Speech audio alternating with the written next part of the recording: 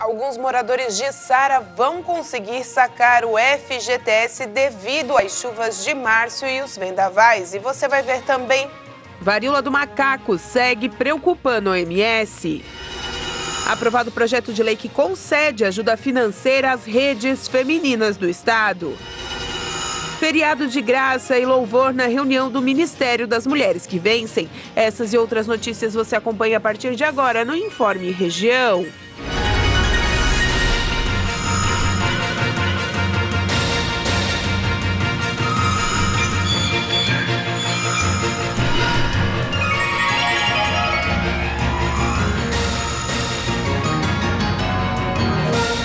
Olá, hoje quarta-feira, 15 de junho de 2022, tempo firme e ainda bastante frio em Santa Catarina. A OMS está cada vez em alerta máximo para o aumento dos casos da varíola do macaco, que foram registrados em países fora da África, onde a situação já é de endemia. A Organização Mundial da Saúde registrou mais de 1.000 casos confirmados em 29 países em que a doença não é endêmica, com os maiores números no Reino Unido, Espanha, Portugal, Canadá e Alemanha. Ela não pode ser entendida como uma doença sem importância, absolutamente. Mas ela traz uma morbidade, que significa que vai trazer um impacto para a pessoa que está infectada, que está doente, e para o seu entorno, que também precisa ficar em isolamento quando você tem esse contato, que vai durar algumas semanas. A varíola do macaco é considerada uma doença viral rara transmitida por contato próximo com uma pessoa infectada e com lesões na pele. Os primeiros sintomas podem ser febre, dor de cabeça, dores musculares e nas costas, calafrios e fadiga. As lesões na pele se desenvolvem entre o primeiro e terceiro dia.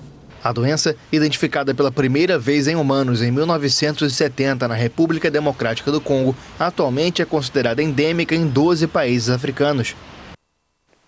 O setor de serviços cresceu em abril e alavancou o maior nível desde 2015. Segundo o IBGE, o transporte de passageiros superou pela primeira vez o patamar pré-pandemia. O volume de serviços prestados no Brasil cresceu 0,2% em abril, na comparação com março. De acordo com dados do IBGE, essa foi a terceira alta seguida, com ganho acumulado de 9,5%. Com os resultados de abril, o setor de serviços, responsável por cerca de 70% do PIB brasileiro, tem o maior nível em 7 anos.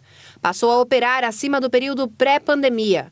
E pela primeira vez, o transporte de passageiros aéreo, rodoviário e metroferroviário recuperou o nível que tinha em fevereiro de 2020, antes do início das medidas de isolamento social.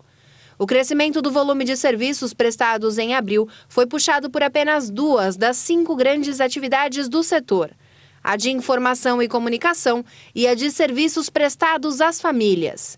Em informação e comunicação, o destaque continua sendo das atividades de tecnologia da informação, que atingiram o ponto mais alto da série histórica da pesquisa. Já em serviços prestados às famílias, a maior influência ficou a cargo dos serviços de alojamento e alimentação. Em contrapartida, transportes, serviços administrativos e outros serviços recuaram em abril. Com isso, o indicador acumulado em 12 meses baixou para 12,8% na passagem de março para abril, interrompendo a trajetória de crescimento iniciada em fevereiro do ano passado. O projeto que limita o ICMS sobre combustíveis foi votado ainda ontem à noite. A proposta foi modificada no Senado e voltou para a avaliação dos deputados. O presidente da Câmara, Arthur Lira, garantiu que o projeto de lei que limita as alíquotas do imposto sobre circulação de mercadorias e serviços, sobre combustíveis, gás natural, energia elétrica, comunicações e transporte coletivo pode ser votado nesta terça-feira. O texto base foi aprovado com modificações propostas pelo relator Fernando Bezerra e por senadores, com 65 votos favoráveis e 12 contrários. Os senadores também aprovaram um destaque que garante os pisos constitucionais da saúde e da educação e do Fundo de Manutenção e Desenvolvimento da Educação Básica, o Fundeb. Por isso, a proposta volta para análise dos deputados. A redução do preço dos combustíveis é uma vitória do governo que foi abraçada pelo Congresso. O teto do ICMS impacta fortemente os cofres estaduais. O mecanismo de compensação a estados deve valer até o fim deste ano. Alguns estados cobram alíquotas de até 34% sobre alguns dos produtos e serviços afetados. E agora terão um limite de 17%. A seguir, projeto de lei que determina repasse para redes femininas do Estado é aprovado na LESC.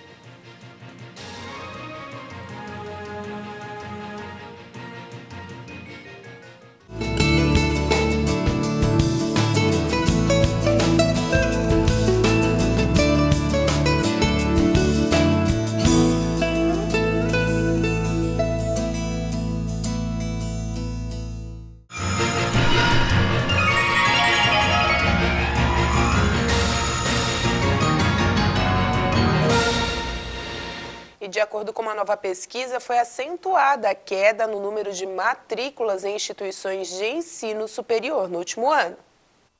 Mesmo com o início da vacinação e estabilidade de casos e mortes por Covid-19, o número de matrículas abertas em universidades de todo o país atingiu 8.200.000 no ano passado, o que representa uma queda de quase 5,5% em relação a 2020. Nas universidades privadas, que somam 75% das matrículas, esse número caiu 7% em relação ao ano anterior e foram contabilizados 6.200.000 novas aberturas de matrículas. Já na rede pública, teve estabilidade em 1.900.000 no ano passado. A queda no acumulado geral deve-se principalmente às dificuldades de professores e alunos em participar de aulas online. Mas o ponto mais preocupante do levantamento do Instituto Semesp é a redução no volume de alunos com idades entre 18 e 24 anos no ensino superior, que caiu quase 7%. Em compensação, a taxa bruta de escolarização, que envolve outras faixas etárias, aumentou de 35% para 37% entre os anos de 2018 e 2020, o que pode-se concluir que muitas pessoas estão ingressando na faculdade mais tarde. A rede social fundada por um ex-assessor de Donald Trump já é um sucesso no Brasil. A Getter foi criada com uma missão de acabar com a censura na rede.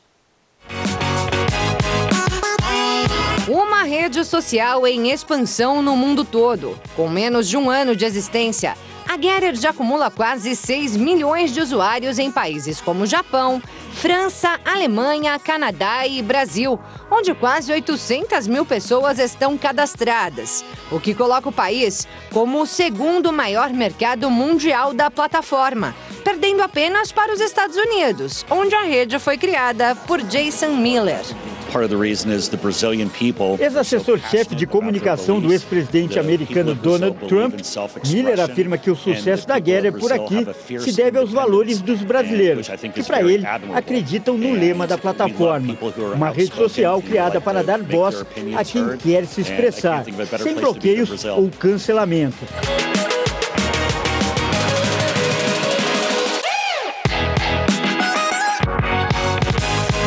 A Getter entrou no ar em julho do ano passado, justamente com essa missão: não censurar seus usuários, como, segundo Miller, fazem tantas outras redes.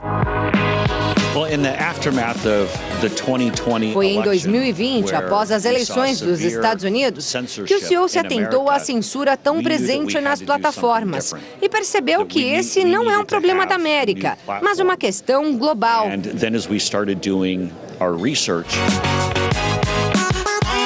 Para mudar esse quadro, criou a Getter e hoje diz que tem como prioridade proteger a liberdade de expressão. Mas ressalta que a plataforma conta com mecanismos de inteligência artificial e funcionários de todas as nacionalidades para identificar qualquer conteúdo que viole os termos de uso da rede, como incitação à violência ou apologia às drogas. Segundo o CEO, os moderadores garantem que a Getter continue mantendo o respeito devido, sendo um ambiente familiar de discussões saudáveis e divertidas. Características que, por outro lado, dão à rede a fama de conservadora.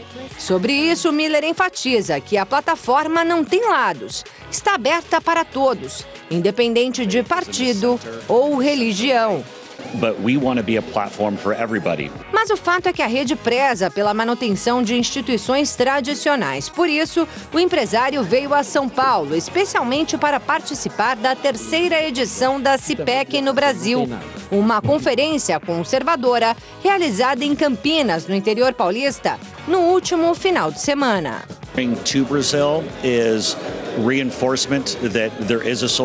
O CEO aproveitou a oportunidade para reforçar que existe uma rede social que se baseia na liberdade de expressão e que pode ajudar todos aqueles que valorizam esse direito.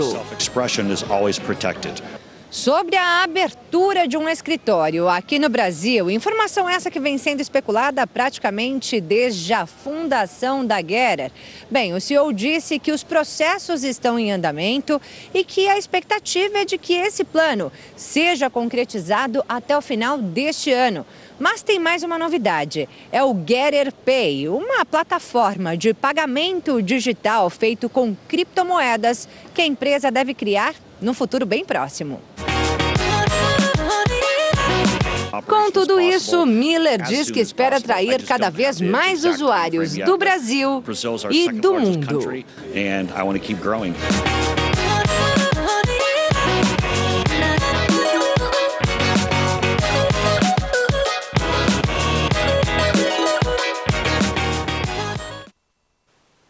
E uma boa notícia, o plenário da Assembleia Legislativa aprovou o projeto de lei que autoriza o governo do estado a aplicar recursos do Fundo Estadual de Saúde na rede feminina de combate ao câncer.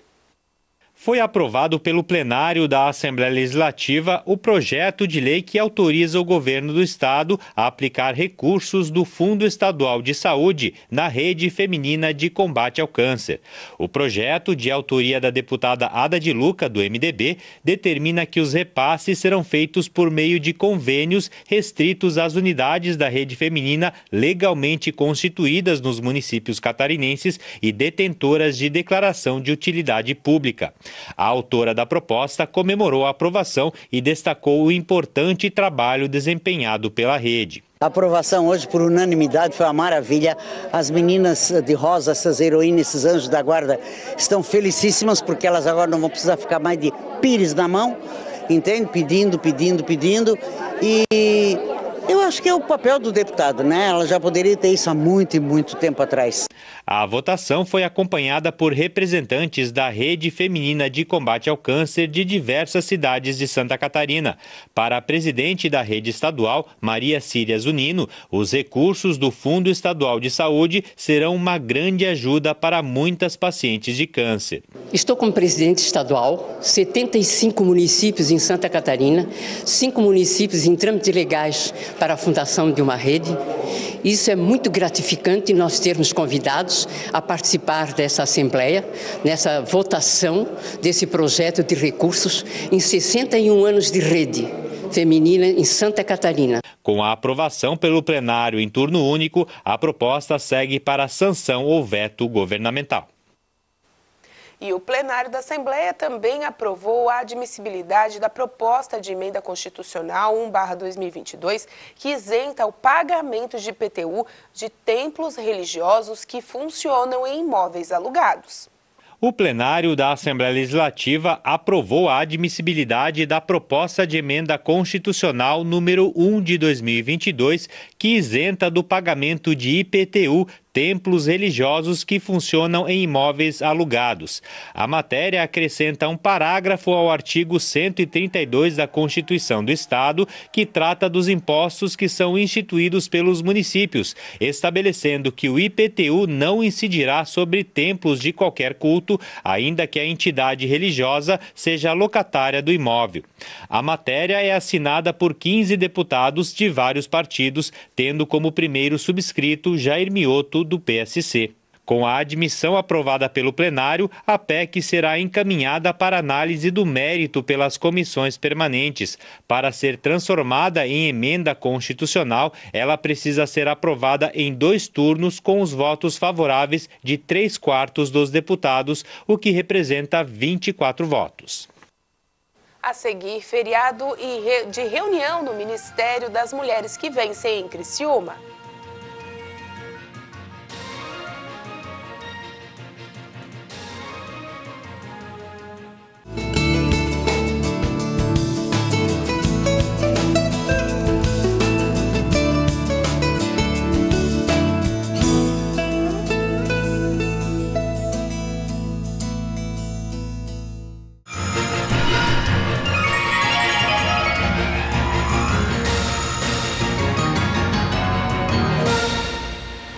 Alguns içarenses terão direito de fazer o resgate de parte do FGTS devido à situação de emergência decretada devido às chuvas e os vendavais do mês de março. A Caixa disponibilizou o saque calamidade do Fundo de Garantia do Tempo de Serviço, FGTS, para trabalhadores residentes em locais atingidos pelo vendaval do dia 7 de março, conforme o decreto 88.222, que declarou situação de emergência no município de Sara. O valor máximo para a retirada é de R$ 6.220 por conta.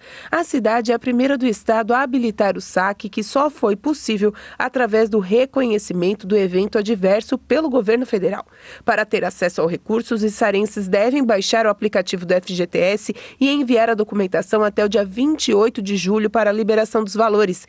É necessário ainda possuir saldo na conta e não ter realizado o saque pelo mesmo motivo num período inferior a 12 meses. O morador também precisa estar residindo há pelo menos 4 meses antes do ocorrido nessas localidades. Quem não conseguir fazer o cadastro pelo aplicativo do FGTS em casa pode ir até a Secretaria de Assistência Social, Habitação, Trabalho e Renda, que fica dentro do Paço Municipal Ângelo Lodete, com seu celular em mãos, e pedir ajuda.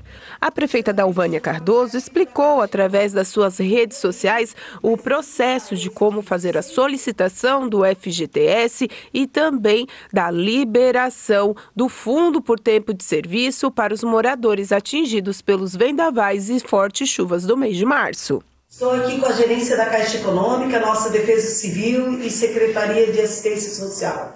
Recebemos a notícia da liberação do Fundo de Garantia para os atingidos pelas fortes chuvas e ventos do mês de março, nas áreas que já especificamos e que vai estar abaixo ali no vídeo para vocês saberem quais são as ruas e os bairros contemplados. O trabalhador vai poder sacar até R$ 6.220 por conta, se tiver esse valor na sua conta de FGTS. E tudo será feito por um aplicativo da Caixa Econômica. E aí, mas tem que estar residindo 6 meses antes no local, é isso, exato? 4 meses. 4 meses antes morar no local, então 120 dias antes, já tem que comprovar a residência no local onde aconteceu, né, as fortes chuvas e o vendaval. E também aquela pessoa, eu moro com meu pai, não tenho comprovante meu nome, a Defesa Civil Municipal pode emitir uma declaração para poder ser colocada no processo. Fiquem atentos, informações da Secretaria de Assistência Social, da nossa Defesa Civil e a Caixa, se por acaso também precisarem de informações.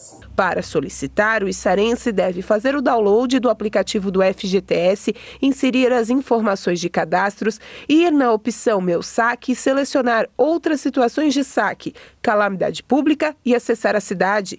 Encaminhar os seguintes documentos, como fotos do documento de identidade, comprovante de residência em nome do trabalhador, emitido em até 120 dias antes da decretação da calamidade. Selecionar a opção para acreditar o valor em conta da Caixa, inclusive a poupança digital do Caixa Tem ou outro banco, e enviar a solicitação. O prazo para retorno da análise de crédito em conta, caso aprovado o saque, é de 5 dias úteis. As informações para a documentação também são exigidas, como carteira de identidade, comprovante de residência em nome do trabalhador, como conta de luz, água ou outro documento recebido via correio emitido em 120 dias antes da decretação da calamidade, certidão de casamento ou escritura pública de união estável, caso o comprovante de residência esteja em nome do cônjuge ou companheiro. E nesta quinta-feira, as mulheres da região voltam a se reunirem no Ministério das Mulheres que Vencem, na sede da Igreja Internacional da Graça de Deus, em Criciúma. Bom, nessa quinta-feira, você, mulher de toda a região, é convidada para participar de mais um grande evento do Ministério Mulheres que Vencem, aqui da Igreja Internacional da Graça de Deus, sede em Criciúma. Sobre isso, quem vai falar com a gente é a pastora Indianara Reis, que está fazendo a coordenação e comandando toda essa ação desta quinta-feira. Feriado é uma boa pedida para as mulheres virem se reunir, né, trocar experiências e, é claro, ouvir a palavra de Deus, né, pastora? Realmente, né? Nós estamos se preparando para este evento, será um evento muito abençoado. Nós teremos ali toda a participação da equipe das Mulheres que Vencem, as irmãs da igreja, né? Todo esse exército. E será um dia muito especial, realmente. E como é feriado, né? Nos ajuda mais ainda a participar, a ter essa facilidade de participar. E, pastora, as mulheres, elas que quiserem vir, elas não precisam deixar as crianças em casa, podem trazer as crianças, às vezes tem um marido trabalhando, enfim, não conseguiu folga. Vai ter também as áreas de recreação para as crianças, para que elas fiquem no ministério e as crianças também na sua parte, né?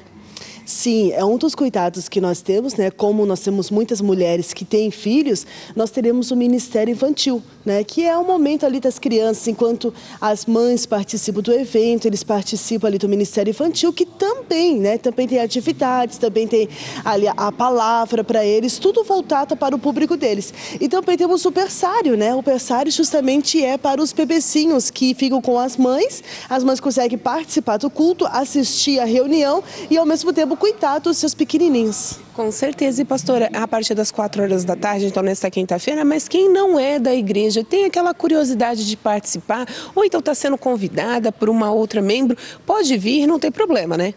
Sim, não tem não, pelo contrário, né? O nosso convite é para todas, principalmente para aquelas que não conhecem ainda o Ministério das Mulheres que Vencem, né? O nosso convite é para aquelas que têm essa curiosidade, como será que é? Como será que é fazer parte? Como será que é uma reunião voltada para as mulheres? O tema deste mês mesmo é vivendo uma nova história, né? Procurar viver uma nova história. Quantas mulheres não estão satisfeitas com a história dela, com a vida delas? Então nós temos buscado isso. Esse mês o nosso tema é deixar a velha história para viver uma nova história e com certeza uma história com final feliz. Então deixo o convite mais uma vez para que as mulheres venham fazer essa grande reunião com vocês. Amém.